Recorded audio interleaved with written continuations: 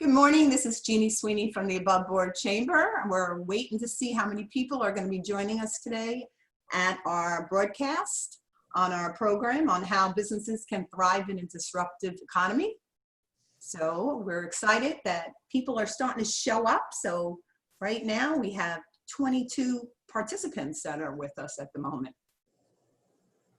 So we are, oh, nope, 17 have signed in. So welcome everyone. We're excited to have you. Just to let you know, on the bottom of your screen, there is something for QA. So if you bring your pointer down a little bit, you're going to see QA. That's where I like you to press. And what that's going to do is allow you to submit questions as the program goes on. We will use as many questions as we can possibly use. We do have some prepared questions at the moment that we will be using. So we're excited. We'll be getting this meeting going in a couple minutes. So let's see how many more people we have. We have 1 minute, 1 minute to get going, and they are showing up. So we're excited. The Above Board Chamber started in 2011, and we've been having meetings in hotels and different places. But when our world changes, and it's not even our community, our world has changed. We have to find innovative ways that we can still reach out to our members and our friends in the community and educate them in ways that will best help them at any times.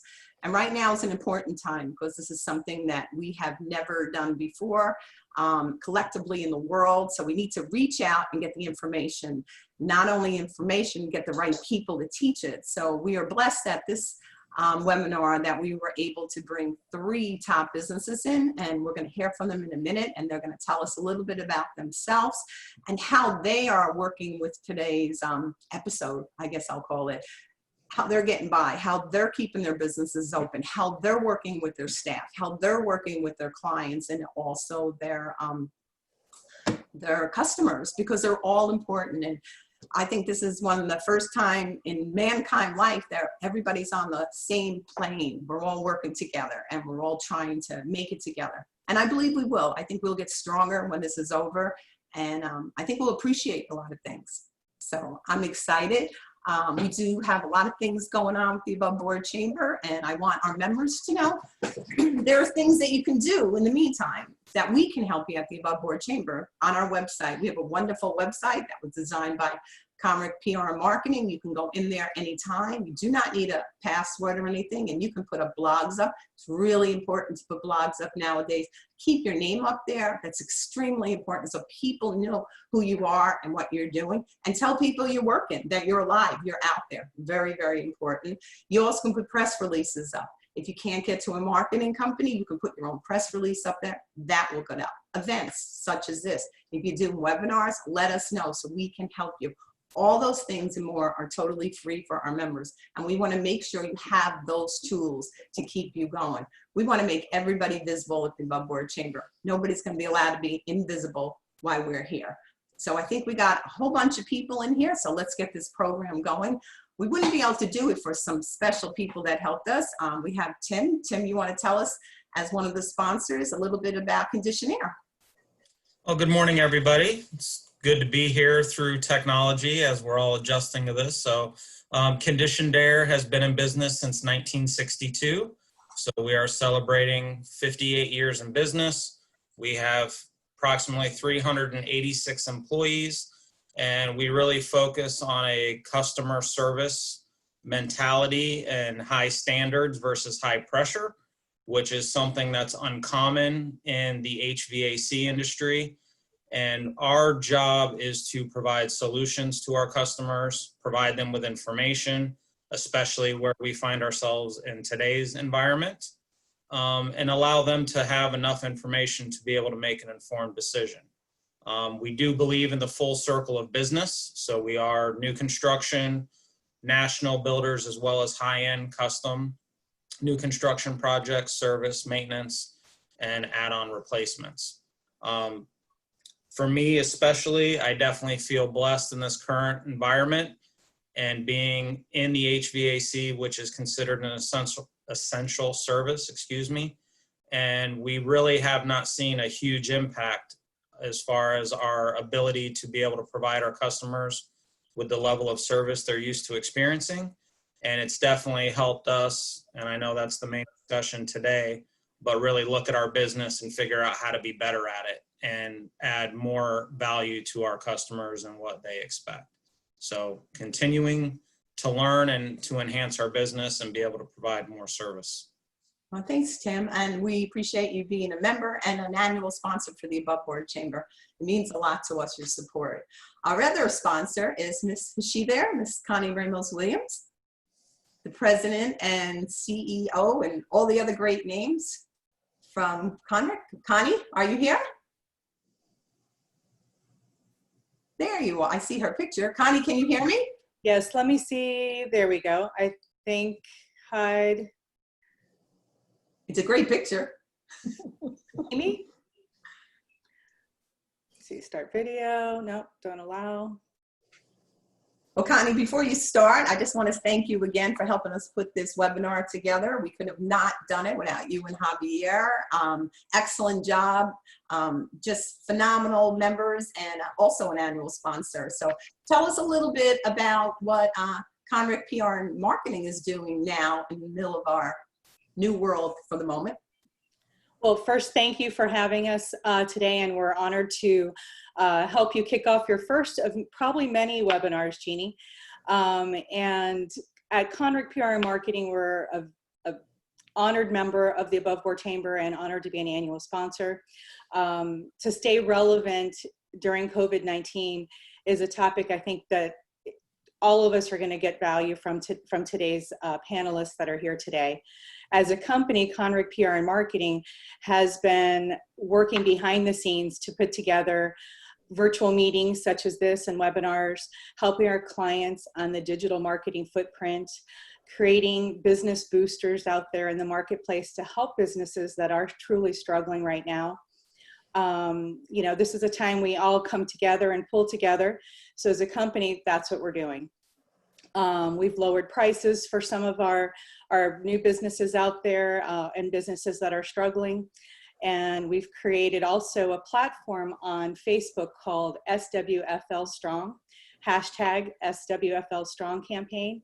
And that campaign in just 2 weeks have close to 2,500 members already.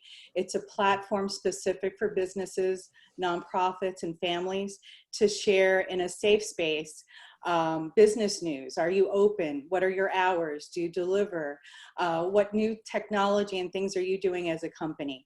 It's a place where families can also share recipes, some of their games and puzzles and activities that they're doing as a family, and nonprofits can share and ask for help if they need it. It's been amazing, the reception the community has had. Some businesses are doing so well just being on that platform. They're getting a lot of residual business at some of the local restaurants from it too. So we're excited to see how generous this community is and how much they have pulled together. But that's just one way we can all stay relevant, connecting to each other, make sure that we're not just turning ourselves off. Through virtual meetings such as this, we're staying connected with one another. So thanks for having me today, Jeannie. I have to tell you that Facebook thing is phenomenal. And if the rest of the panelists are not on it, it is a great opportunity to showcase your business.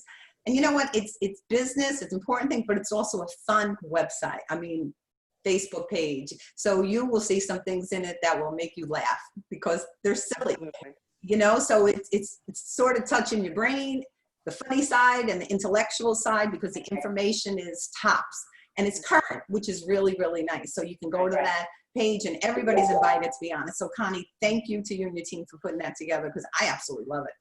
Thank you, Jeannie. Thanks for having us. I'm excited to hear from our panelists today. Yeah, I am as well.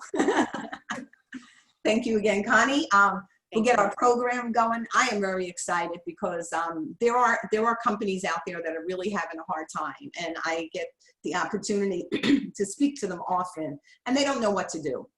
They have no idea. So what we did is we looked at people in our community that we know knew what to do, and that's why we selected our 3 panelists today. And we're blessed to have all 3 is on it because you come from all different areas. And you have clients and customers and different things. And it's all important. And I think the people that are listening today are going to have the opportunity to learn a lot of different things. So we're going to start with some of our questions that were prepared for us. And this is one from Tim. Oh, before I start, let me back up a little bit. I'm going to ask you all to tell us. I know Tim did a little bit about yourself. Michael and Karen, tell everybody a little bit about yourself so we know who you are and a little bit about your company. I'll let you Well, go. Mike, I'll go first if that's okay. I'm Karen Mosteller, and I'm one of the partners at Markham Norton Mosteller Wright & Company. And we, we are a accounting and consulting business. So our biggest push is to help our clients in whatever situations they're going through. And this whatever we want to call this change of our world has been no different. So we're very blessed to have a company that is able to react quickly. We were able to deploy our people remotely to their homes so that they're safe at home and working full time if they so choose. Everybody has children and other things going on, but we are servicing our clients pretty much the same that we have always done, with the exception of that face-to-face. So, right in the middle of tax season, we got the COVID-19 fund added to our days. And so some of our clients are used to seeing us during tax season. So that's been fun to bring them along to either do a Zoom or go to meeting or phone conversation. So it's, we've just, you just have fun through this and keep our team members energized. Yesterday we sent out treats to everybody, thanks to our local organization that we love, Jason's Deli. They sent out treats to everybody, and they got a nice surprise at their house from the M&MW partners. So just keeping us going. That was nice. I saw that on Facebook, and that's an important thing for all of our listeners to understand. When things are happening that are good, that involves your company, share it on Facebook, share it on LinkedIn, share it on social media. Keep your business alive. Michael, you want to share a little bit about you? Sure. Good afternoon, everyone, or I guess it's still technically morning. Michael Wynn, president of Sunshine Ace Hardware. We have 12 locations from Tampa to Marco Island to serve the Southwest Florida community. Been around since 1958. And this would be normally where I would talk about all the different recreational things that you can buy from us, as well as the things for you to buy for your home. But in this particular time, we really have been kind of focusing on the essential products that people need to keep their families safe, to clean their homes, to clean their businesses. While we are sourcing any N95 masks directly to the medical community, we are offering a number of other type of mask products that people can use in accordance with CDC guidelines, as well as a number of products to be able to keep your business and home clean and safe from the virus. And now offering online and curbside pickup as well for those that would not like to go into a physical store at this time. So we've been very, very blessed, again, doing everything we can to keep our employees safe. But we have a number of them that are still working in the stores to be able to serve the community. Great job, Michael. I've seen some of the things that your business has been doing, and the curbside is probably very secure and works out very well for the people that are by your stores. How many stores do you have? We have 12 locations. 12 locations. And they're in where? We have one outside of Tampa, 2 in Manatee County, 2 in Port Charlotte or Charlotte County, 2 in Lee, and the rest in Collier. God bless you and Karen and Tim. Doing a great job. So let's get this going, because I think we have a lot of great questions. Tim, I'd like to start with you. How do you keep your employees focused at work with the current economic conditions? How do you keep them going that they feel like they can do their best and not have to worry about what's behind?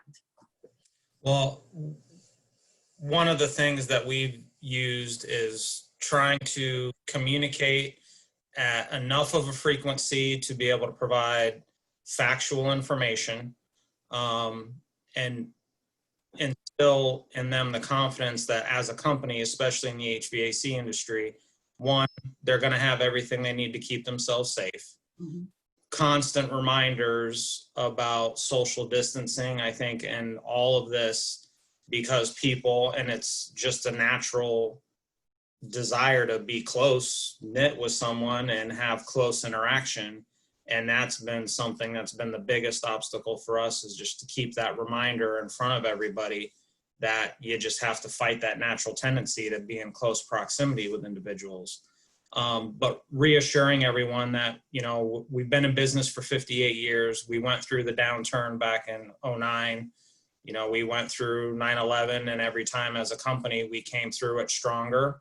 We learned through those opportunities. You know, we're definitely not perfect, but we look for the opportunities to figure out how to continue to enhance our business and come out better and stronger, and make sure that we're pushing that communication out to everyone, and know that they can be confident in everything else going on. They don't have to worry about being able to provide for their family.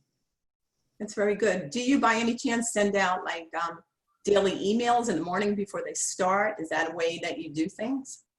So we've left that up to each department manager. So we do have 8 different departments within the company, and most of our teams are working remotely, but we basically made those decisions based on those that had to have that ability to work from home because of children being out of school, being at home. And then there's a lot of essential things that can't be done remotely, that have to be done at our corporate office. We don't want credit card information and all that kind of stuff being processed. So each department manager is communicating with their team on a daily basis. I do a weekly email update, and I've also started doing YouTube videos, which is not what that was my forte. That was good. I saw that on Reddit, so very good. we've been sending those out because we don't get to see everybody, and I think using video as a way to communicate is definitely more enjoyable than reading another email. Absolutely. Absolutely. And it's touching people better. Karen, you ready? I'm ready. Okay. Due to the stay-at-home order, how can I retool my business to reach my clients remotely? So we've seen a lot of changes in on our clients and their businesses. Ourselves, we tweaked what we were doing. We were already paperless, so a lot of the service industries have been moving to paperless, and I think that gave everybody a jump start on being able to work remotely. But it was amazing how much you needed to tweak that. You didn't realize you needed to tweak that. So we've seen attorneys, and we've seen, you know, other service industries tweaking their processes so that they can let their staff and their employees work remotely. And, you know, that's worked out really well. The curbside, a lot of our retail clients are doing the curbside like Mike is doing. So we commend them for that, because we feel like that's helping the community to stay safe. You know, and just rethinking how they do their business to still reach their clients, to stay, you know, flourishing. I mean, that's what it's all about, is how do I keep my clients' businesses alive and well? And so they've had to sit down and really brainstorm. And I can't remember who it was. It might have been Michael, but somebody mentioned that, you know, it takes you back as a company. And I've watched our clients step back, rethink, how can we do things different? How can we do things, you know, to reach those clients, to take care of our clients and our customers? So I think, you know, in the end, there's a reason for everything. And if nothing else, it's really helped business owners connect with their staff to figure out how to do things differently. Very good. Thank you. Michael, what ways have you improved communications to keep the team aligned amidst the crisis? Yeah, what I would say is, you know, before I share just some of the steps and the tools and resources that we've used, I think it's just as important to talk about how you communicate with the team. So we've been very transparent from the beginning, just acknowledging some of the real challenges and the real risks that we all face, both personally as well as, you know, what challenges, you know, we may face as a business, you know, as we go forward. And yet still at the same time, trying to begin realistic, but also focus on kind of an attitude of gratitude, and keeping, you know, the team, you know, focused on, you know, so many of the things that are going right, and the ways that we are blessed. And then also sharing my commitment to the team kind of ties in with what was mentioned earlier about just letting them know about kind of how far we have come in the past and what we've gone through, and the fact that while we can't guarantee what the future will hold, we can absolutely double down on our commitment. And we're going to do everything we can to keep them safe, while at the same time doing everything we can to protect their income, helping them provide for their families, and then most importantly, giving them an opportunity to share any of their ideas or feedback with us, so that we can quickly react to things that they're seeing firsthand in the stores that we can change. So one of the ways we do that is just by allowing them to be able to send any of their thoughts, ideas to an email we set up for the company, and so that way we can get ideas from them. Also, we have an executive meeting by Zoom and in person every day at 4 o'clock since the start of this crisis, even through the weekends. We have that call. Sometimes it's a short call, sometimes it's a long call, but we build a kind of a live agenda using Google Docs. And that's helped us to to stay on issues that come up within a 24-hour period. Obviously used Zoom to communicate with our leadership team on a regular basis. And like Tim, I'm also doing video broadcasts. Those are just internal, but they do go out to every single person in the company. And there's some really cool tools that you can use, from teleprompter apps to iMovie. I do the entire video myself using the tools on my iPhone. And even with me doing it, they actually look pretty professional and have worked out well. But that way I can give updates to the team on any changes in CDC guidelines, supply chain updates, bonuses, as well as, most importantly, sharing stories from customers. So I can insert audio clips from customers that have left voicemails as part of our survey process. They can hear firsthand from our customers the difference that they're making, or even Facebook posts and people sharing things. Emails, huddles. We've set up a Google site internally for all of our leadership as a central resource for any protocols, new signage, CDC links. That's been really helpful. And the other two things I would say that we've done is communicating with all of our stakeholders, sending out a letter to our vendors, letting them know our commitment to them and our appreciation for everything they're doing for us. And then we've just sent out kind of a more comprehensive email to our customers that lets them know all the things that not only have we done for them to protect them, but also for our employees, for our community, et cetera. And I think that's just really important, to find a way to communicate and touch all of your stakeholders, not just your team. Excellent job, Michael. One of the things that really stood out for me is the ideas from your staff that they send in. I think that's a really good idea for companies to listen to their people, because they're out in the field and they might see things that other people might miss. So great way to communicate. You all did really, really well. Mike, I'm going back to Tim. How often do you communicate with your employees, and through what methods are you doing it? So I think we've already kind of touched base. Is there anything else you want to add? A little bit, but I think the frequency is definitely important. If you're not communicating to your teams, and that was one of the things early on that we did have part of our company that was very concerned in regard to this, and a lot of communication where, the biggest challenge I think in this situation we find ourselves in today versus the past is the amount of information that's out there. Mm-hmm. It's information overload. A lot of it is distorted, non-factual information. And we had a lot of employees where they would be sharing these things with each other, and it was just amping up everyone's concern.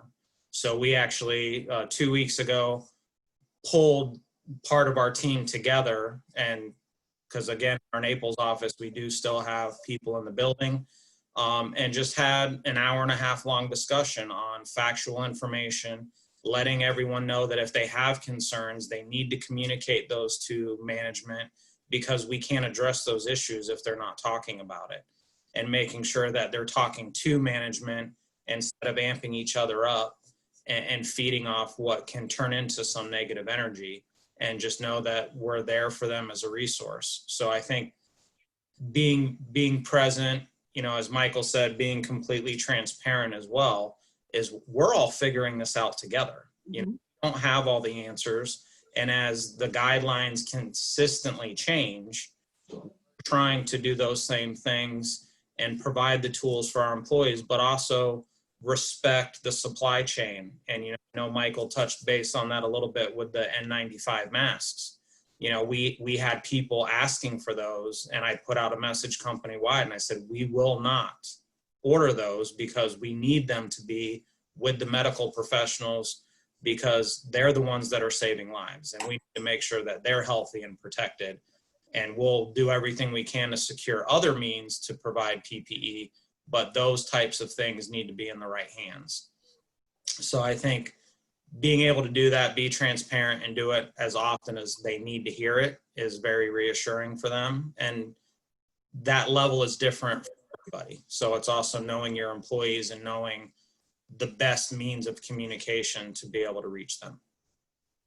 That's great. When you're talking about the gossip is almost a virus in itself, that it can destroy companies. So to nip that in the bud right away is a really important thing for companies to do, find out. And that's like what Michael said, the idea. So the people send in what's going on, we find out what it is, and we can take care of it right away. So excellent things that we can do in our companies. And Jeannie? Yes? If I could just kind of touch on the whole gossip aspect, one of the, you mentioned the power of social media and promoting, kind of what we're doing in our businesses.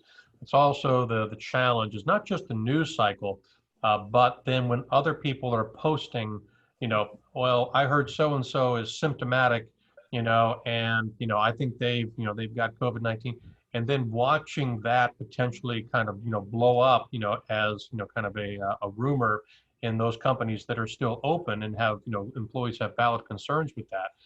We've tried to address that directly and to let the team know, that if anybody returns to work, it's because we've already validated that they have, a note from their physician clearing them to return. That, as soon as we are aware of something, if anybody, with 2 or more symptoms, they stay home, and again, they don't come back until they've been cleared. And letting them know that they're going to hear from us first if there is any confirmed issue that they need to be concerned about, and to not, kind of give into the rumor mill, because unfortunately, we have, seen cases where someone thinks that they're positive, only to then later, find out after they've been quarantined that they're negative. And it's just, it can be very dangerous if people don't trust that you're going to provide all the latest information when they need to hear it, and that you're going to take all the proper steps. Absolutely. And it's scary too, because people don't know, and then they share it, and the gossip is out there. And like I said, the gossip can become like its own virus within itself. So it's something that we all have to look towards. Karen, how can I market my business with little or no budget right now? That's an important question. A lot of people are saying, how do I get my information out there? Because I don't have any money. I have no income coming in. So how do I get my stuff there? How do I become visible in our community? I would say that the biggest thing has been Facebook. It was very active before, but a lot of my clients are getting very creative on how to post. We're open. We have to-go orders. We have this. We'll mail you. So using the social media. I'm not a big Twitter person, so I don't know about that one, but I do know that I've seen my clients very, very active on Facebook. And I think that because we are isolated to some degree, we still have apps that we're watching and that we're staying in tune with. And, it's free as long as you use it properly and promote your business. I think it's a wonderful way. I do know that, like I saw Cape Coral post all their restaurants that were open with the curbside services. So I think social media is just going to be the way that we all get through this and marketing it, and it doesn't cost us any money. So take a break from the billboards, or not so much the billboards, but the TV ads or whatever, and redirect some money to your website, drive people to your website, drive people to your social media, and use that as your source of marketing, because I think that's where everybody's going right now since they're stuck at home. One of the things that I like to share when we're out in the meetings is what I do personally. If I see any of our members putting something on Facebook or Twitter or LinkedIn, I write something in. It's a great way that we can help each other, especially things like Facebook. If you just like something, it disappears. But if you actually use words to compliment them and talk a little bit about what they just said and make it more positive, it helps their post stay up longer, which helps their business. So it's a great free way that we can help each other. So when you see post stuff from each other, let them know. Tim knows I'm always writing something. Karen and Michael, I'm like your biggest fan. So I think it's really important that we all do that. It's an easy way to support each other. So if you got a couple extra minutes at nighttime, just jump on these social medias to get away from the news and just find positive things that you can say about each other. I think that will help us and show other people that that business is running and it's doing well at the Couldn't time. agree. Yep. And I couldn't agree more. And sharing is also wonderful because now you're touching people that your friend was never exposed to. So if you think it's important information, feel free to share it to your friends because now you're touching people that business may never have touched before. Michael, I have a question for you. How have you leveraged relationships to find support and business opportunities during the disruption? That's a very good question. You know, we've been fortunate that over the years, we built a lot of relationships with people in our industry and frankly, outside of the industry, locally and throughout the country. And, so in the past, if we had a hurricane or somebody had a flood somewhere, well, you were kind of isolated. People would offer to help, but we were kind of, dealing with the issue to a certain extent on our own or more localized. It's the first time we've had a situation where, obviously we're all facing the exact same thing at the same time. And so we've done, Zoom calls with people all over the country on a weekly basis. We've set up shared Google Drives where everyone drops their best practices, documentations, protocols, sample communication, sample videos.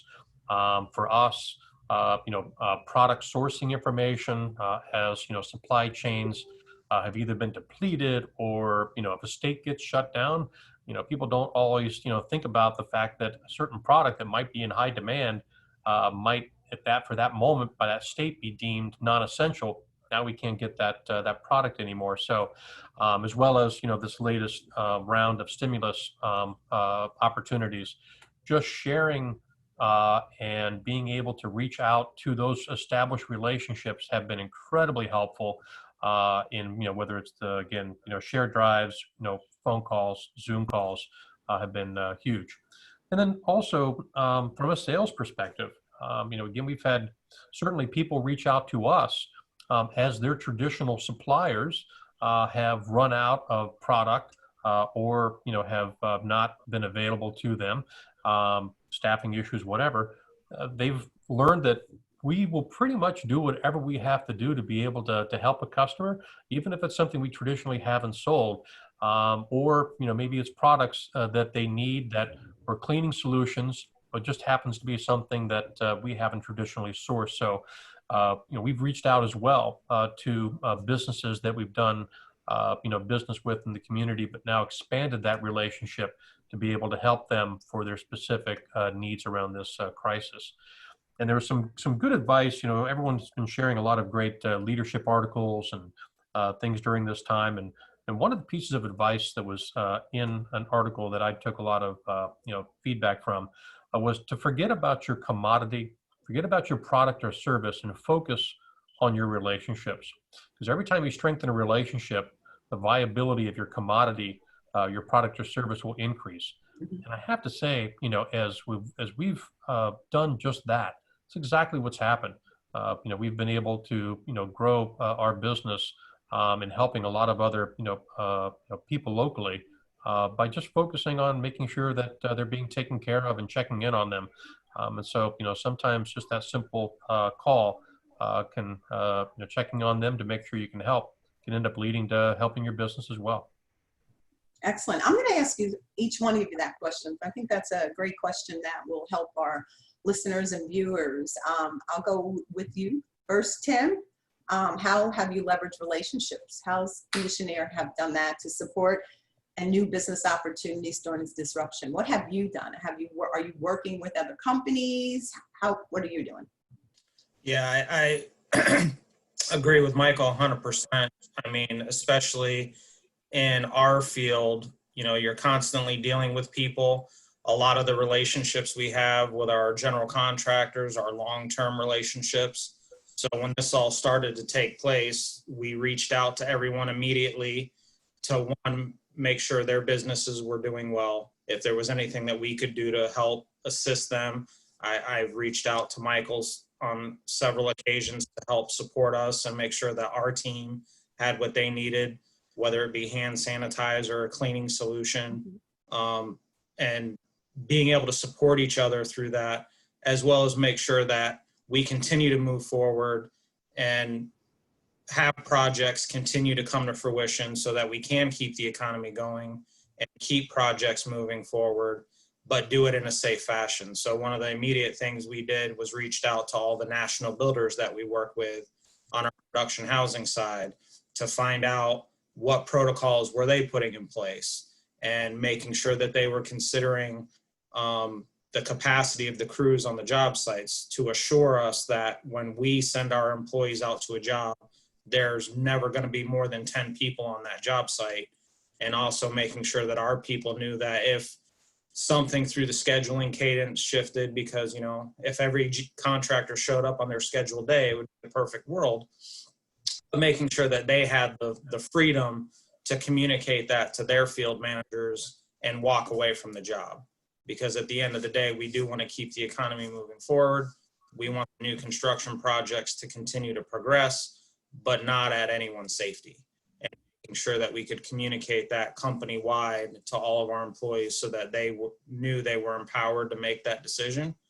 And also communicating the fact that we're going to be here. And if there's other vendors that are struggling and they're having issues, you know, we're here to support them in any way that we can. So the relationships is critical. And, you know, in these trying times, you definitely get to find out who your friends are. So. Karen, you want to answer that? Sure. So relationships with us have always been the driving force. We've always preached to our team that, you know, you build the relationships, don't worry about the revenue, don't worry about the money, and all of that follows the relationships. But boy, has that, you know, really come into play. So we're trying to support not only through our eBlast system, we're trying to support our current clients and anybody that wants to be on our eBlast. Actually we have a whole list that we send out pertinent information as fast as we possibly can. Like the CARES Act that came out last week really threw everybody into a tizzy, and our team just dove in, divided up and conquered, tried to communicate. So it's all about communication for us. We've built great relationships through this where we could call on bankers, called on the SBDC, Lois Knox's team. Boy, I can't say enough about them. Over at FGCU, they really helped a ton of our clients through that Florida Emergency Bridge Loan process. So it's just knowing who your friends are, knowing who you can call on, knowing who's going to be there to help your clients through whatever situation they're going through. You know, the community has really, really stepped up and come together. There's not one person that I feel like I can't call and get help from. That's going to ultimately help my clients, which then of course builds my relationship with our clients, or our relationship. So I shouldn't say me, because it's our whole 50 team reaching out to everybody, but it's really communication and helping. How can we help you? I don't care about the money. I just want to help you. And then, you know, at the end of the day, it all comes full circle and somebody helps you. It's interesting how I wrote a piece 2 weeks ago that God sent the whole world home, you know, to find faith and family. And we're getting to know each other better. You know, I sit there and I go in my backyard and I look at the water. I'm like, I didn't know there was water there. Because you never take the time to look at the things that you're blessed with and to just stop. You know, so in the midst of the disaster, there's always a rainbow. I told somebody a story a couple of years ago that I used to drive my bike where I live, and I used to go over this overpass all the time. And every time I went over the overpass, the water below me was absolutely filthy. And I would take notice of it. And one day we had a hurricane. Then a week or so I went over it, and guess what? It was all cleaned up. So I'm just praying that when this is all over, some of the things are going to be cleaned up. We're going to find our priorities, and we're going to be stronger and better than ever. So we do have a question from one of our listeners, Desiree. She asked, we have struggled to build our Facebook following locally. Do you have any tips to build followers during this time so that we can get and reach more potential clients? I would like you all to answer that. Michael, you want to go first? Sure. So one, I don't know the size of your company, but just a quick, easy way to kind of build a quick base is to make sure that, all your, team members, friends, family, have obviously liked it. From there, at least now, you've got at least a small audience to kind of start building on. And then from there, the advice to forget about yourself and to focus on others really does work well for Facebook. Unintentionally, at least, for us initially, now we kind of see a little bit more as part of a strategy. When you just do the right thing, share what you've done for another organization, ask, for nominations, of local restaurants that you want to be able to, buy meals from or to give away, some gift cards from. People share that and will tend to like, your organization. And most of the time, they may have only done it kind of temporarily, but, as long as you continue to provide decent content, they don't go back and unlike you. And early on, as we were building kind of our fan base, we did specific charity fundraisers and kind of, nominated what we thought was a good charity locally. And then basically said that we would give $1, for every like, that we got up to a certain amount. And, believe it or not, that actually worked really well for us. And then from there, you kind of just start to educate and entertain and not sell so much. And that'll keep you retaining that audience. And, as an example, we just did a virtual egg fest over the weekend, had a lot of tips on how to grill at home and all this. And we got several hundred new likes because we were entertaining people while they were at home. So once you build that base, then you kind of start to or continue to build the momentum with good content. Perfect. I just want to remind our listeners and viewers down on the bottom of your screen, there's something called Q&A. If you have any questions, please write them up and we will check them out and deliver them to our panelists. Karen. So before I get into the Facebook and growing that, if you're on your iPad, it might be in the top right-hand corner, just if you're looking for the Q&A button, because I'm on my iPad and it took me just a couple minutes to find it. So hopefully that helps. But echo what Michael said, but one of the things that we really found that we got traction on was not only helping others or talking about others, but our team. So if you have a team, share information and personal information. They don't want to know this person passed their CPA exam. I mean, yes, that's great to give them that pat on the back, but they want to know, hey, did you know they're serving on this board or they're helping with the Humane Society? They want to know something personal about your staff. So the more that you can share about your team and or customers is going to drive, they want that personal touch, that feel good versus that sales pitch. And depending on the type of business, I'm not sure the business that asked that question, it's content. Michael touched on that. So if you are one that has hot topics that right now, if you're in the banking world, you got a lot of content to share, on the PPP loan that's out there. So if there is content that you think is newsworthy and accurate, go ahead and share that because people are very interested. So it's the hot topics as well. But we find just, doing our team members, getting them out there on a personal level and showing what they're doing is awesome. Yeah, absolutely. It's important. I had a member a couple of years ago and he said nobody went to his Facebook. It was the most boring Facebook I ever saw. It just looked like facts. And I got on the phone with him and I said, tell me about you. What do you like to do? He said, fish. I said, show me the fish. People want to connect with you. Once they connect with you personally, then they're going to want to find out about your business. And I think that's how we run the Above Board Chamber, to get to know each other. So great information from the two of you. Tim? Yeah, I agree with Karen and Michael. Content is definitely the most important. It's something that we consider so important that we have a full-time person that's all they do, is manage all of our social media and brand reputation. I think the content is definitely relevant. We don't use it as a sales pitch in any means.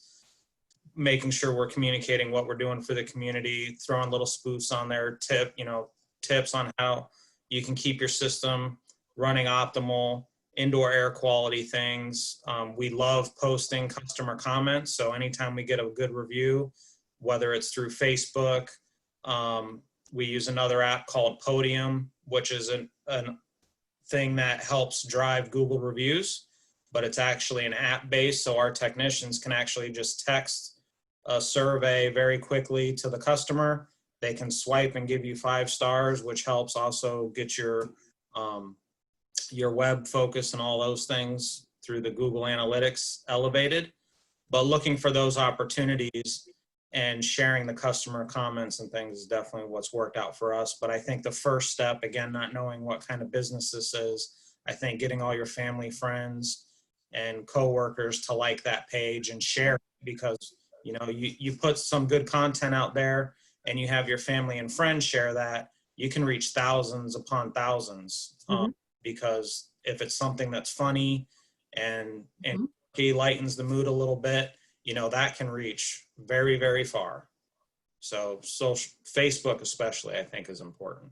But yeah, absolutely. We got a question here from Carrie Ann.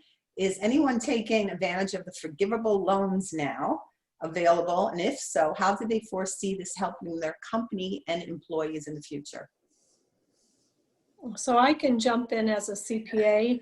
Our firm opted not to apply. We wanted to leave that money out there for restaurants and people that are physically closed down. So we're very blessed to still be working and all fine on our end. But we are helping clients through that process. So our clients that are in need are taking advantage of it. It's been, as you've probably seen, actually I haven't been able to watch the news because I've been on the phone with clients so much, but it's been frustrating because between the Treasury and the SBA, them trying to roll it out so fast, the rules keep changing, the application keeps changing, the bank's portals aren't up and running right. So it's been a frustrating process, but we feel that it's still worthwhile if you qualify and if you have the needs. So it's definitely something you want to talk to, if not your bank, your CPA, to kind of walk through the process, what could be forgiven, because at the end of the day, it really does look like if spent in the right places, it's a grant more than it is a loan. But, even at the end, it's a loan with 1% and 2 years terms. You can't beat that with no closing costs and no prepayment. So it's almost a no-brainer for all of our clients that are definitely in need. Tim or Michael? Yeah, I would say that, most businesses should look really hard at that PPP loan option, simply because, there's very few businesses that won't be impacted in one way or another. And we're just still kind of at the early, outset of this. And so the most important aspect of this, when you look at the mechanics of the bill, as fast as they got it passed, they got a lot of things right in terms of where this money has to go. Again, if I'm, getting all of the facts right, because some things have changed, but basically you're taking kind of your average monthly payroll, taxes, 401k, benefits, matching, adding those up, multiplying it times 2.5, that kind of gives you the amount that you can apply for. And then as long as I think you pay roughly 75% or more over the next 8 weeks, for employee benefits and salaries, and 25% to leases, utility bills, things like that, then you can have that loan forgiven. So I know that from some businesses that I've spoken to, they're going to make sure that they hit those numbers so they have their loan forgiven, even if that means paying out some large bonuses to employees in the event that they've had other employees leave or something like that to keep their average full-time equivalents up. So it's a win for the business, it's a win for the associates, and ultimately, to those that structure this, it's a win for the economy because it lets us get through, this very uncertain time and to keep money in the pockets of, people, on Main Street, for lack of a better description. Tim, would you like to add to that? Sure. Yeah, at Conditioned Air, we did apply for it. I will share that the process was definitely trying. I know our CFO, I think, filled out the application 8 times. So he was about ready to rip his hair out. But I do think the way the bill is structured for businesses, it does help put the dollars where they need to be. And that's something that we looked at. While we haven't seen a major impact in our business today, the welfare of our employees is a priority for us, and we don't know how long this tail will go. So we applied for it to make sure that we can continue, because the last thing we want to do is pull benefits away from any employees. We want to make sure we continue to do 401k match and make sure that they're staying home. That was something we rolled out at the very beginning of this, was no matter what amount of PTO you have, if you think you're ill, no matter what it is, stay home. Don't share it. And we were allowing our employees to go at the minimum up to 80 hours in the negative in their PTO bank to encourage people to stay home. There was no need to come in. Our policy has always been, if you're sick, to stay home. But unfortunately, there's a few diehards out there, myself included, who, you get a little bit of a sniffle or a sore throat and it's no big deal, you power through. Well, I think that's something all businesses will learn through this, is taking care of yourself and making sure you're not spreading those things is critical, and making sure that you have a good program that encourages your employees to stay home when they're not feeling well, so it's not being spread through the rest of your team. But yes, we did utilize that for our company. Thank you. Well, thank you all three. It's Karen. Here's everybody's favorite question. How are my taxes going to be impacted this year? So the good news is that the government has extended all of the April deadlines as far as your tax filing, your balance due on your 2019 taxes, as well as your first quarter 2020 estimated tax. All 3 of those have been moved to July 15th, 2020. The strange thing to keep in mind is that they, as of today, have not moved your second quarter 2020 estimate. So that's due June 15th. So you're actually paying your second quarter before your first quarter is due. We're encouraging all of our clients. So even though they extended the due date, we're still working through tax returns, just because what am I going to owe? That peace of mind. So everybody still wants to know that peace of mind of, okay, so in July, when cash flow might even be tougher than it is today, what am I going to owe on 2019? Keep in mind that the IRS does allow installment agreements pretty easily if it's under $25,000. So if cash flow is rough, then when you get ready to file, that's an option that you should discuss with your CPA.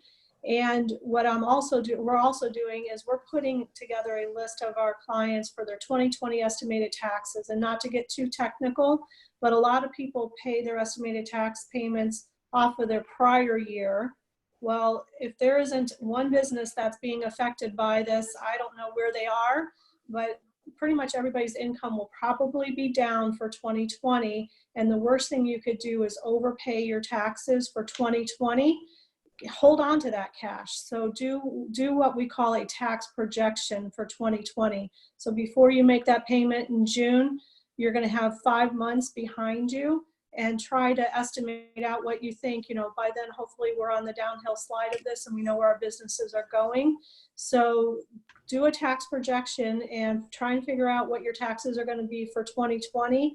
And as long as you pay in at least 90% of that, you will be penalty proofed. So a lot of people, it's better to pay their 2020 you know, I'm going to have them pay 100% just to give them that 10% cushion, but it's a lot less than their 2019 test to pay in for their estimates. So a lot of planning is going to go on with taxes for anybody that owns a business, and just, you know, really pay attention to your net income for 2020.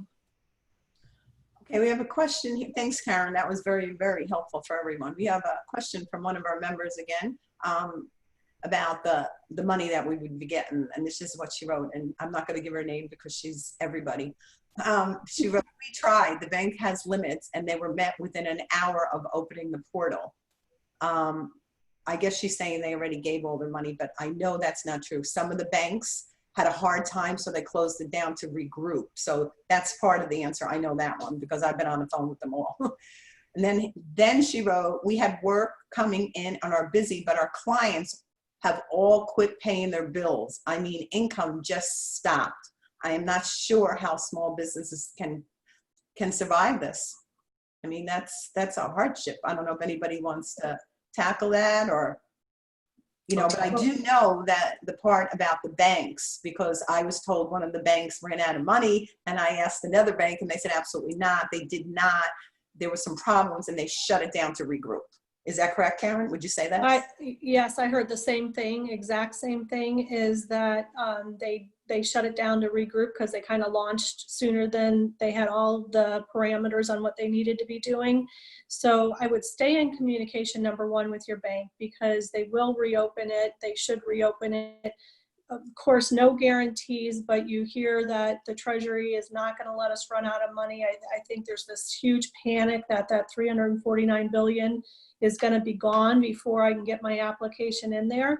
You know, there's no guarantees in life, but I really believe that for the reasons they put this in play, they're going to keep it going. They want the economy to come back out of this. They want employees to be employed and not unemployed. They want the businesses to survive. So I can't imagine them shutting this down and running out of money, quote unquote. Now, can it happen? Yes, it can, but let's not go there. I'm a positive person and I'm going to think positive. But definitely stay in contact with your bank and, you know, and watch what they're doing. It's a very fluid situation. And, you know, to the question on your customers not paying, what I'm also working with clients on is going back to their vendors and going back to their banks and renegotiating terms that can help them short term to get through it. So I know there isn't a bank in town that isn't willing to work with you. If you have loans out there, you know, they're doing 90 days. I've heard 90 days interest only. I've heard nothing for 90 days, and, you know, and they tack it all on the end. So eventually they get it. But the point is they're willing to work with you so that you don't have that cash outlay right now until we can bounce back.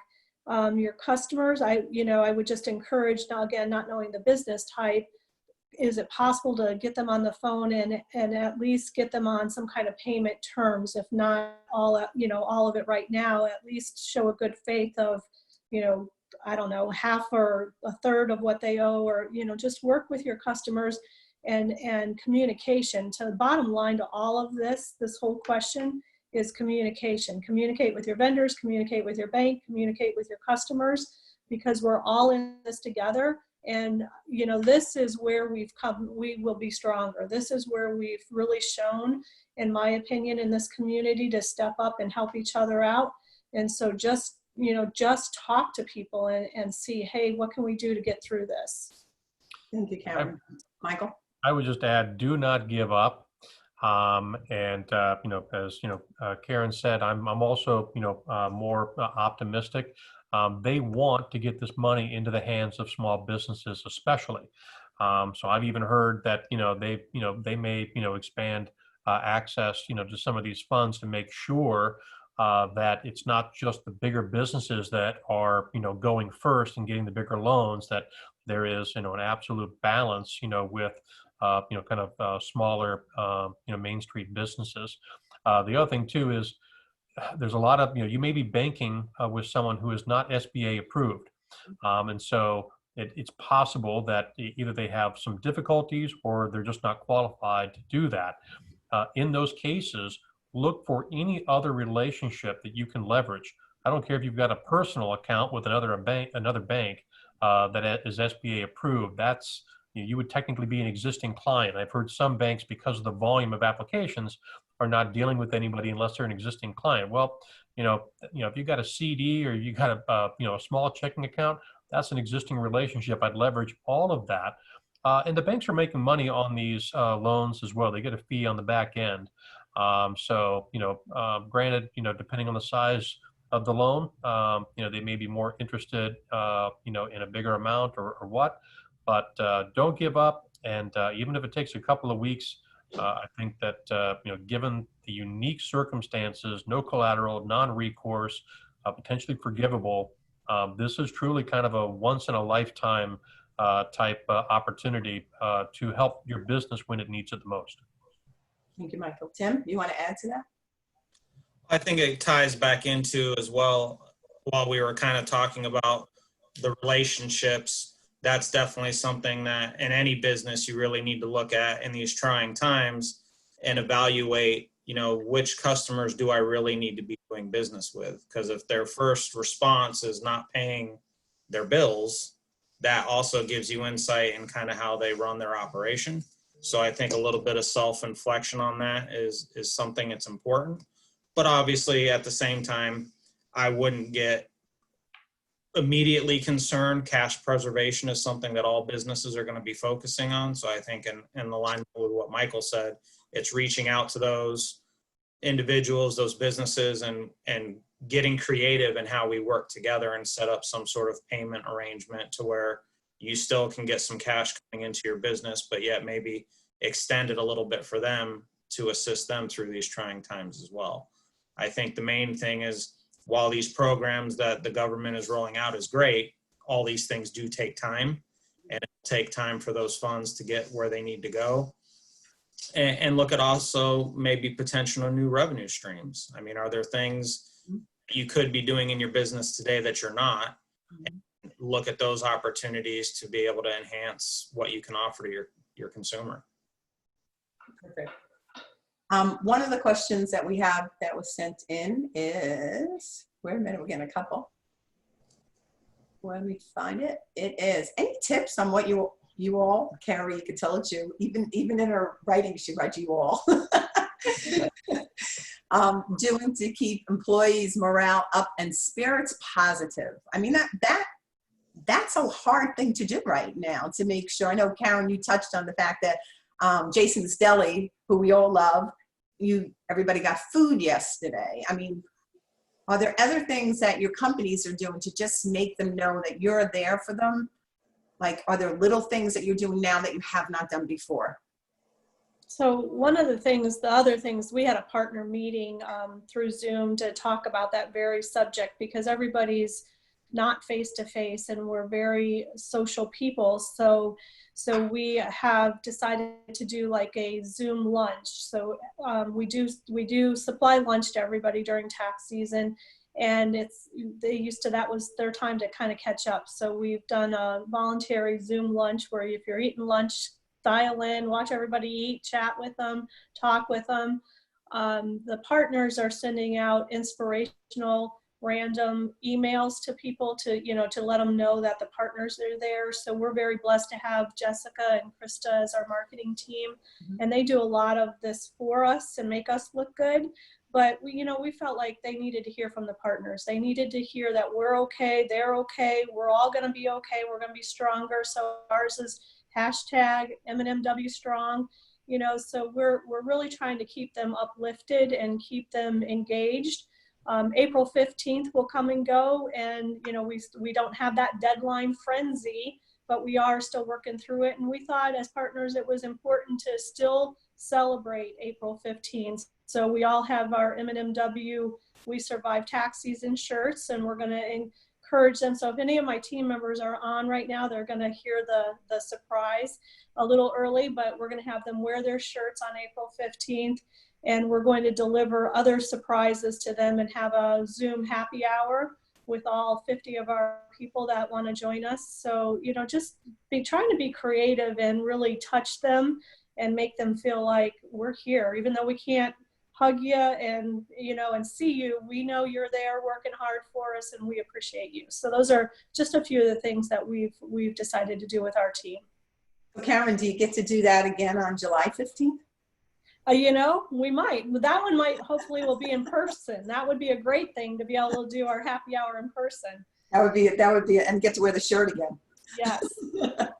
Michael, would you like to add to that? Sure. So, of course, Karen, you're a little bit odd. Most of us are in mourning after April 15th. You're celebrating, so guess different perspectives. So to kind of tie into what Karen was saying as well, we've tried to support local restaurants and independent restaurants by we have from Friday through Sunday every week, every store we're buying lunch for the entire staff. But it has to be from a local independent restaurant. And so that's been great, not only from just providing free food and kind of boosting spirits, but just the fact that the restaurants are so grateful and happy. And so we share that feedback as well. So that's been a win-win. Also, we've mentioned before, just sharing the praise and the comments from customers, and letting them know that, it's tough, showing up to work with everything else going on in the world, but when somebody is like, hey, you had, this paper good or this, cleaner when nobody else had, and now, my family's safer, or, hey, I get to keep, my water, going in my house, because, your guy in the plumbing aisle, helped me. That helps them feel that sense of worth and that pride. Also, we have regular huddles that we share a joke every day. Now, we did that before this, but obviously that makes it even more necessary or more valuable now. And as you would imagine, there's plenty of jokes that have been shared about toilet paper and all of that kind of relevant to what we're going through now. The other thing too is, we have a quarterly bonus program, and team did great on that, but we doubled that. And so just basically kind of saying, hey, we know that you might have a spouse that's out of work, or, maybe they're not getting as much in the way of commissions or tips or whatever it might be. But, we're going to double, that bonus to be able to help, you with those things at home. We got a lot of great feedback on that. We have a foundation. We contributed money after Hurricane Irma. We contributed extra monies here now, so that, again, people can apply, if they were, sick or had to take time off. We have a PTO bank. So it's just basically letting them know that we've got their back, and that gives them that comfort that allows them to focus more on the future than the present and all the the stresses. And so we've found that all those different things, as well as the frequent communication, has made a big difference. Perfect. Tim? Same thing here, frequent communication, making sure that we're sharing positive things. Customer feedback is really important. And again, making sure that they know we're there for them. It's a little bit harder for us to do lunches because most of our employees are mobile in vans and things of that nature. But again, we've seen a lot of our employees who have been impacted. Their spouses are not able to work because they've been laid off, or they're the ones that are staying home with the e-learning and helping their children get accustomed to that whole challenge. So being able to do those things and just, again, solidify the fact that, we are blessed to be in a HVAC field, and we live in Florida, so it's hot, and our customers are still going to need us. And we got to make sure that we're focusing on our health and well-being, because, the first thing of being able to serve others is you have to take good care of yourself so that you're there, and making sure that that's a priority, and making sure that everyone knows that their health is a priority, and we want to make sure that they're able to stay home and be with their families and not worry about how they're going to provide for them. So I think that constant messaging and making sure that they know that. And we've had a lot of employees that have exercised that right just because they have young children. Some of our employees have special needs children that are obviously susceptible to some of these things, and they should be able to focus on that and not worry about whether they have a job, and making sure that they know that is critical. Great information from everyone. We do have a question from Steve, and it seems like everybody wants this question. Maybe Karen can answer this first, and then the other two can add in. financial relief, the CARES Act resources. Do you know anything about that, Karen? Can you share that? So the actual resources, I would say, is going to be your SBA Q&A. The SBDC is a good resource here locally at FGCU, Lois Knox's team. Depending on your CPA, they're going to know a lot of the information. So we dove into the 800 and some pages and really tore it apart to figure out how it would impact our clients and how we could help our clients through that. So your bankers, this is showing us relationships again. If ever you needed a banking relationship, now was when it's paying off. So I've really seen, the banks that care about their clients step up to the plate and help them through it. I think that there's different medias putting different information out there on the CARES Act. But, we've tried to e-blast our clients when, the important stuff. And then if it's a one-off conversation, really just having that conversation. Michael or Tim, do you have anything to add to that? I can't really add much to that. That's okay. That's okay. Okay, Lisa, what is this I'm hearing about the Treasury, about another way to apply for funds coming out Friday for independent contractors only? Does anybody know anything about that? Yeah, so that was part of the CARES Act, this PPP loan.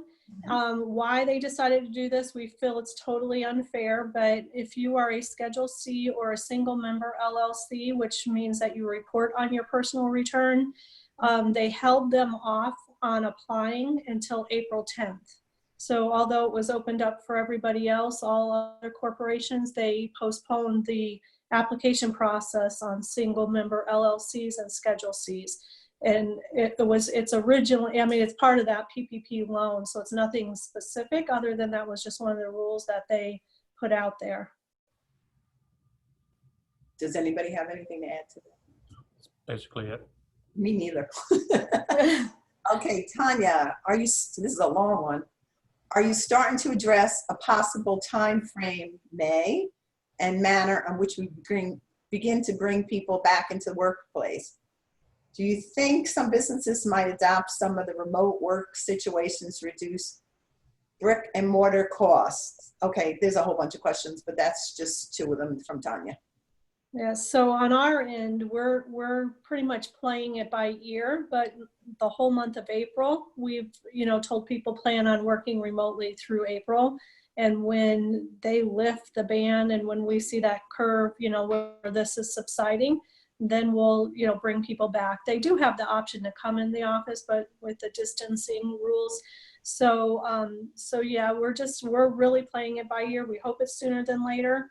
You just never know. Her second question was, because I did have an answer on it, but I didn't write it down, so I'm sorry. Okay, do you think some businesses might adopt, oh, wait, she has a whole bunch. Oh, the remote working. Yeah, the remote. So I can speak on that as well because, and I know a couple of my clients that were already moving towards that, and one of them happens to be a sponsor today. Working remotely has already been on people's radars. It's a possibility, it's reality. Virtual offices are becoming a newer and newer phase of businesses, and it does save on, expanding your office. You have 20,000 square feet and you really need 24,000. Well, how can you creatively work remotely? So I think that people are seeing that not only can you do it, but it works just fine. I think the biggest challenge that we've probably all learned through this, and we've heard a lot of good tips today, is how do you still stay connected? So can we work remotely? A lot of service businesses can work remotely, but it's the how do we still stay a family and a team and not lose that connectivity? So yes, I think you're going to see more and more consider working remotely. Yeah. And I was just going to add to that. I definitely think that we're going to see changed behaviors, from this experience that'll be long lasting. But even, for, those that are going to kind of return to kind of their traditional norms, so to speak, until we have a vaccine, people are still not going to want to shop or eat, or get services where they don't have assurances that there are extra cleaning protocols taking place, et cetera. So when we look to kind of hitting the reset button in May, one of the important things is, even more than what we're doing right now, is educating customers, as well as any potential, new employees, about all the different, protocols that we have in place, the safety steps, et cetera, to make sure that we have a clean, safe environment for them. And I suspect that'll be true for just about every business, especially if you're in the restaurant business. And yeah, there's going to be definitely some changes as well in terms of kind of the flexibility that people, feel they should be offered as associates, in terms of if they can achieve a certain work production and be able to work sometimes from home, or just people being able to reduce fixed costs, with smaller square footage. So, but I think that'll open up some interesting new opportunities as well. It won't be bad; it'll just be different. Tim, you want to add to that? Yeah, we're again following the guidelines. So we have as many people as we can working remotely. That was definitely something that we realized, as our infrastructure was not, from an IT perspective, was not as strong as we thought it was. So we have currently 27 employees that are working through VPN network, and that's our capacity at this moment. So our team is looking at now, how do we open it up? How can we expand that?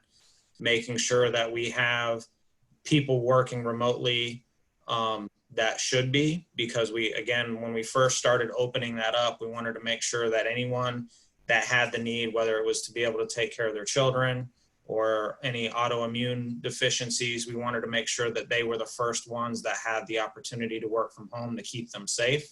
So we're continuing to look at how do we expand that? How can we open that up more and maintain the productivity from all of our team members? But the challenge, like Karen said, is how do we do that and not lose that family feel? That's something at Conditioned Air, although we have almost 400 employees, we still try to have that personal connection with everyone and know what they did this weekend or how their son did at the big soccer game and all of those things. And I think that is important to try to hold on to that. And long term, not knowing how long this will go on, I think that is something that everyone will look at differently.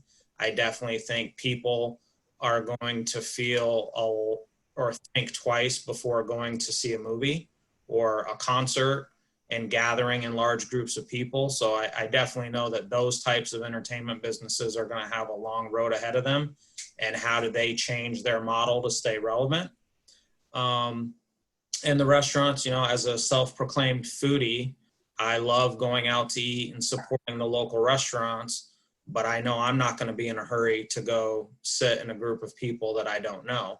And that's one of the things that we've been encouraging all of our team to do, is to make sure that we are blessed to be able to keep working. There's 6.6 million and growing people that have filed for unemployment, and that we're able to share those dollars with our local businesses and keep things going. And I think part of her question too was the Zoom security and some of the bad publicity around that. That's something else, that we definitely want to make sure as a business, your infrastructure, you have good processes and security features in place through your sonic wall providers and all those types of things. And that's what our team is working on right now. Is we've run out of resources to allow employees to work remotely. We can't get any more laptops. Our VPNs, we're working on getting more licensing for that. So we're looking at how do we allow our employees to log in and access information through their own personal computers. But we've got to think through all the security protocols to make sure that they're not being hacked on their home network and allowing someone a backdoor into our footprint. So definitely for businesses that haven't gotten to that point, those are all those things you want to get with an IT professional. We have an internal IT team, but we actually reached out to an IT professional to make sure that we were looking at every scenario to make sure we weren't opening ourselves up to risk there, because the hackers are definitely out there really trying to take advantage of the situation, unfortunately. Very good. All these things are important things that our businesses need to learn and to change. I have one last question here. If you could have done something earlier to be prepared for this, what would you have done? When you think back, like, I wish I did this, what would you have done and you will do in the future? Bought a semi-load full of toilet paper. There you go. Where would you buy it? I guess, maybe some things that we had to scramble on that, in hindsight, knowing what we know now, that we would have had more detail around are all the connections between our associates. We consider it a compliment when family members or close friends recommend each other to work in our business. But when you start looking at potential cross-contamination, and then you start looking at relationships, who's dating who lives with who's a spouse working in separate locations, now we had to basically reorganize where everyone was working to make sure that anybody that was going home and in the same home or in a relationship together were now being put in the same stores where typically we kind of keep those relationships separate for a variety of different reasons. Now we basically kind of consolidate everybody together that way. In case one of them were to ever test positive, it would only compromise one store, and we could isolate that and kind of react appropriately. And then probably refining some of the communication tools that we've had to kind of implement on the fly. Having kind of that leadership, that central intranet site for just leadership information versus, what has been more of a traditional intranet site in the past. And then frankly, probably having more additional vendors approved from a supply chain standpoint, not realizing just how wide that supply chain interruption could be and how fast that could happen. We've had to scramble and build some new relationships to make sure that our customers were served. Interesting. Tim? I think that would be the biggest takeaway for us is while I'm talking about relationships several times today, one of the things that we've always done is partnered with people that shared the same business model that we go after. And when you start to see these supply chain disruptions, we didn't really have an expansive network as far as resources. So once you're used to utilizing your trusted vendors that we've worked with for, in some cases, over 25 years, then all of a sudden they can't get what they need. And we've had such a strong relationship with those vendors that we never looked somewhere else. So I think that was an eye-opening opportunity for us, is making sure that we have at least, our preferred, and then a second preferred and a third choice, because in these types of situations, the worst feeling in the world is having your employees ask for something and not being able to provide that. And that was the biggest takeaway for me personally, is making sure that we've looked through these different scenarios and have that solid supply chain for the things that are unexpected. I mean, we always had an emergency plan around hurricane season, but this was definitely something, in my career, being a conditioned air for 22 years, this was something that I never thought I'd be dealing with, a global pandemic of this magnitude. Karen? So for us, it was Zoom, it was GoToMeeting, it was team, Outlook Teams. It was finding the right solution to communicate with our clients and our team members securely, because that's, what we want to talk about is very confidential a lot of times. So we were behind the 8 ball a little bit on figuring out which was the best solution for us, and kind of figuring out how to securely keep all these conversations private. That was one area. The other one, which we pride ourselves on being on the cutting edge of, being, paperless and our technology. And we use Citrix, by the way. So that has been a wonderful tool with a VPN security. So we've all been working from home. So we were ahead of all that, but we were a little bit lackadaisy on how do we pass a job from the team member to the manager to the partner, and we thought, oh, we'll deal with that, down the road. Well, our team was very, very responsive and saying, okay, we're here. Now how are we going to do this remotely? So just being able to change on a dime and work through those solutions that we thought, oh, we'll deal with that later. It really taught us to come together and just solve the problems instantly and not push them off. Yeah, they're all equally important, and it's also scary, and it teaches us why procrastination is not a good thing. And I think we're all guilty of that, because I think the whole world got really comfortable where they were. So it's very scary. We got a question from Connie. What is one final takeaway you can each offer businesses to stay relevant during this uncertain time? What would you want to share? One bit of wisdom from each one of you.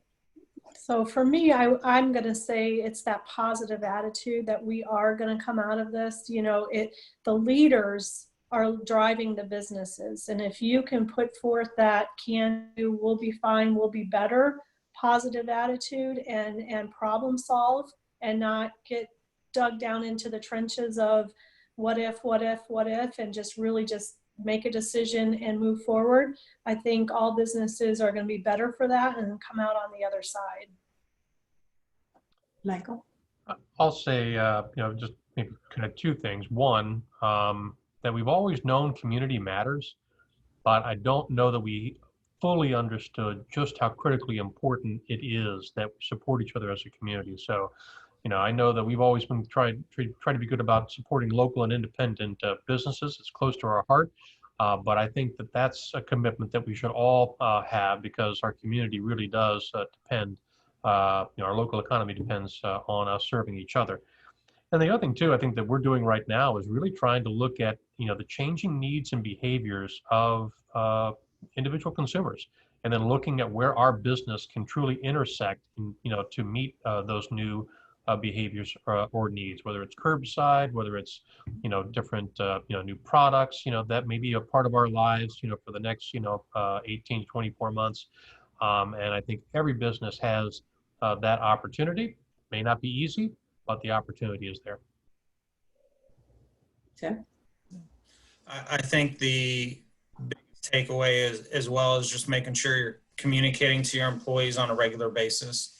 Every business infrastructure is set up a little bit differently.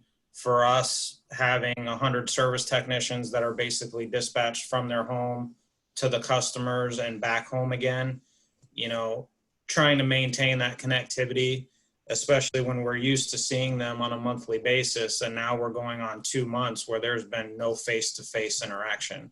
And that's really where I felt doing the videos was important, to be able to get that information out to them and doing it regularly. And also making sure, we've always appreciated our customers. We've always said thank you and sent out thank you letters. But I think now more important than ever is having regular communication with your customers as well, and making sure that they know what you're doing to keep their homes and businesses clean and safe, and make sure that they can have the faith that if we do come out, we're healthy and we're not going to leave anything behind. And that's one of the things that we really appreciated with partnering with Michael and getting that disinfectant solution, is if we are going into the customers' homes and we're practicing the social distancing, that we're cleaning up the work area behind us so that they know without any doubt we did not leave anything behind. And making sure that they know that their health and well-being is a major priority for us as their service provider. One of the things that I found interesting on this journey that we are all on together is we found out that everybody matters. Everybody matters. The person that's bagging your food in the grocery store, that truck driver, all society is equal. And we need each other. And I think maybe in the past we forgot that. So it's like the other day I was getting food from Aldi's. I love Aldi's. And you give a tip. And when they came to the house, I ran and got an envelope and put more money in the tip than what I did online, because I said to myself, these people are risking their lives to bring me my food. I mean, literally, and we don't know where they're going, what they're touching or what, but they're working hard. And all day long, they were like a little bit late and they kept sending me updates and stuff. And those people outside there are like invisible to us sometimes. And I think the world is making them visible. And I think that's really, really important that we start to see everyone and everybody's worth, because we're all worth something. It's just about almost up, but I do have one question. Maybe Karen, you can answer this fast. Have you heard of any results from those who have applied for the Paycheck Protection Program or loan protection? I don't think there's any yet. And when do we expect a response? So banks are taking applications through their portals. So they're all going to be running through portals, and then they will upload directly to the SBA. Once they upload to the SBA, you'll get a loan number from the SBA, and then that's when you know that you're in the SBA's eyes. The approval process is, I'm hearing, is pretty quick. It's the funding that is not so quick. So there's no conversations being had. You know, you'll hear that 16 million has been funded. It's really 16 million has been approved. To my knowledge, nobody has gotten funded yet because they're still trying to work out the loan closing documents to close these loans. So, you know, I know their intent is to get money out to us very quickly, and they're working diligently. I mean, one of the banks, I'm on the phone every morning at 8 a.m. with a couple bankers, and one of the banks said that they had gotten an email from the SBA office at 5:30 on a Saturday morning. So, you know, they're all working, putting in the hours to get the funds out to us. But really, it's having the confidence that it's gonna get there. But no, I don't have any updates other than what I just shared right there. Well, I think we're just about at the end. I just want to take the opportunity to thank our two sponsors, Tim at Conditionaire and Connie. I know you're out there somewhere. Your picture's not up at the moment, but Comric PR and Marketing, thank you so much for helping us put this program together. Javier, you have been amazing. Panelists, one of the things I always say at all of our meetings is when God brings us into the world, he gives us gifts. But they're not gifts until we give them away. And today you did. You shared things with people that needed this information, which I think was very important to the business community. People that attended and joined our program today, I would like to thank each one of you. Please utilize the Above Board Chamber and let us know how we can help you. We will be having another one coming up very soon, another webinar, and we're going to be talking about how to fill out these applications and how do we get this process done and who do we need to speak with. Because it's, I myself, I think Tim said you did it 8 times or something. I think I was pretty much up there with you. I might have passed. And this morning I was near tears.